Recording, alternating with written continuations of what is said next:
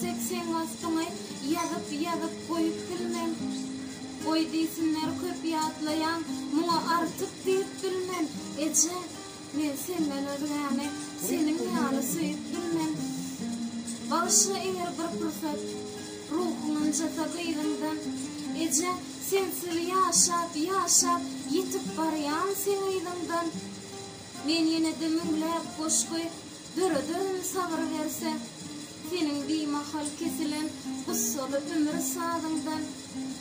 Özümeçe ýöne ýene ejelerde gözüm allay, sebäbi käme kän aýdylmadyk sözüm allay. Indi şolaryň baryny boşgularyma saljak bolup siz geňlemeň eje hakda şol gaýtalap ýar-ýar diýip men özümem ýaşap ýörüm. Juda üýt goşup ejeme mirasymy goýjak bolup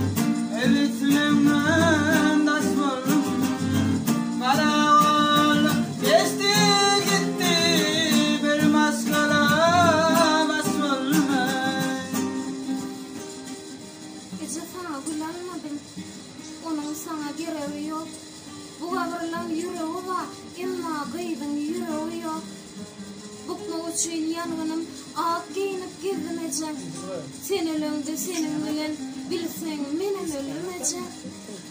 Diýerunyň sada bolup bu dünýäni ulanmadym. Bağışla bu aýrama ejemena bulalmadym. Inni sensizliň ejirleri kalymda kän ýykylym onu götürüp bilmem. Soňky ýyllar kesel bile uğraşýan başany işlerimi götürüp bilmem. Noýabr gelse gözlem ýiteler, eýorin bir ýetgoşup güýjemen.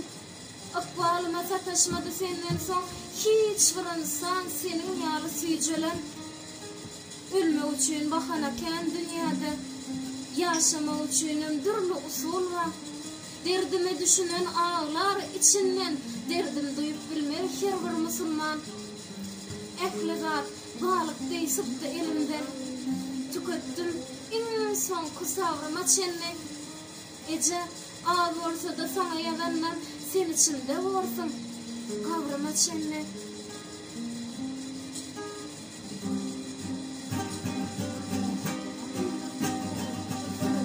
Aýdyp berdi Kadir Allah'ım yolum